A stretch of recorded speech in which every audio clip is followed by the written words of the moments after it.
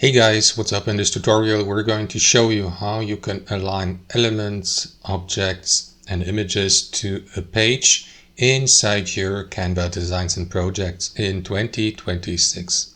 So let us get started. So in 2026 this method works the following way, guys. Navigate to your design on Canva. I will go with this Instagram post here for the sake of this tutorial.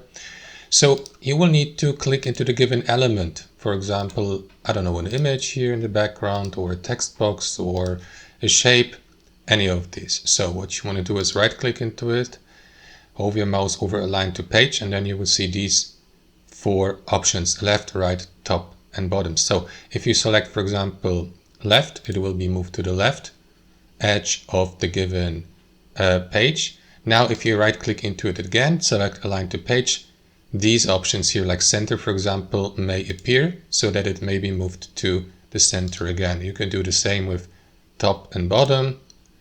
And then guys, if you'd like to center the given element, instead of aligning it to the page, you may choose middle as well as center. That is going to position it exactly in the middle of the given page. So that's the alignments you can choose. As previously mentioned, you can do this with any other object. So if I right click into the text box, the same process, left, right, top, middle, bottom.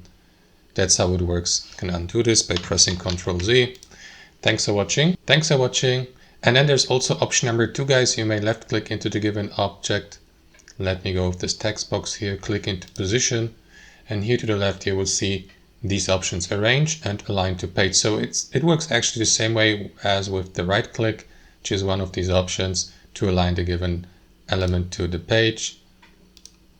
That's it, guys. Thanks for watching and have a wonderful day.